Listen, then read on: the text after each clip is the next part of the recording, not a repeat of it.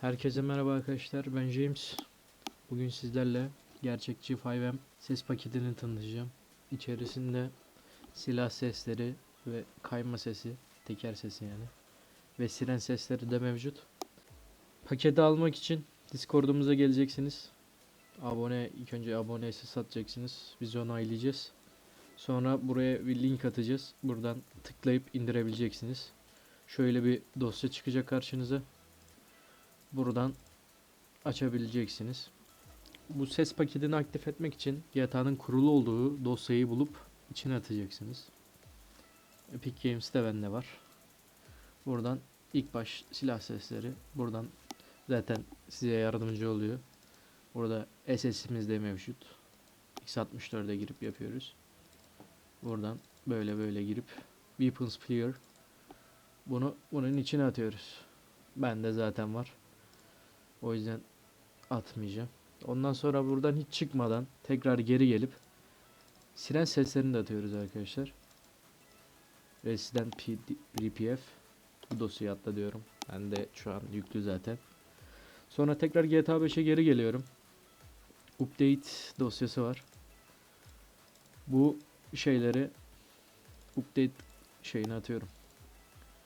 Klasörünü atıyorum. Buradan bu ikisini fırlatıyoruz. İsterseniz arkadaşlar yedekleyebilirsiniz bunları. Tekrar orijinaline döndürmek için. Öyle daha mantıklı olur. Sizin için mesela GTA Online'da falan yanlış hatırlamıyorsam sıkıntı oluyordu. Tekrar eski haline çevirebilirsiniz.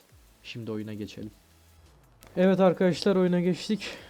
Şimdi silah seslerini göstereyim. İlk önce tabancayla başlayalım. Pistol bu şekilde. AP bu şekil. Revolver bu şekil. Bildiğiniz gibi. Bu büyük revolver, bu da. Bir pistol bu şekil. SNC. SNS. Combat pistol böyle. Başka pistolümüz yok. Uzi şu şekil. Direkt taramalı. Thompson bu şekil. Ses çıkartıyor. Combat MG de bu şekil. PDF bu şekil.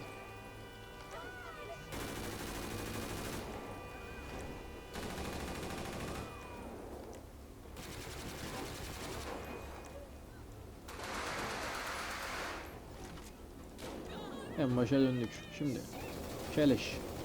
Keleş bu şey böyle. Mini keleş.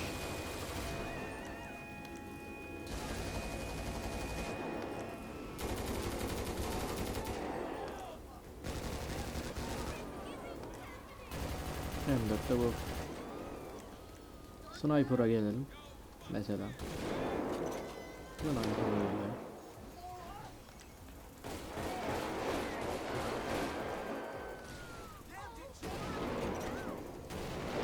Vuramadım amına koyayım. Neyse ya. Neyse. Bunlar bu şekil.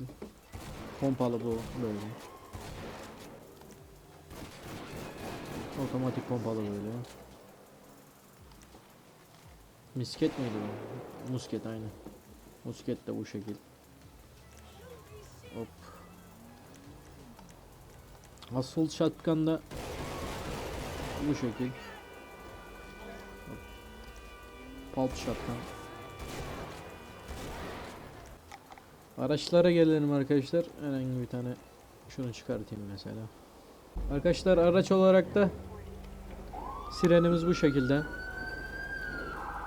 Böyle siren 3 de bu şekilde. Siren 2'yi çalıştıramıyorum sunucuda. Yani çalıştı olmadı. Kornamız bu şekil. Bu şekil. Böyle sesler var. Böyle de teker sesleri, drift sesleri. Bu şekilde.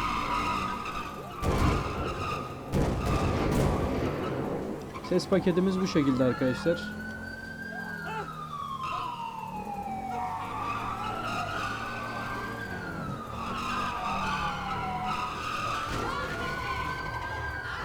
Evet arkadaşlar, videomuz bu kadar da izlediğiniz için teşekkürler. Daha fazla böyle videolar için like atmayı ve kanala abone olmayı unutmayın. İstediğiniz başka mod varsa yorumlarda belirtebilirsiniz. Teşekkürler.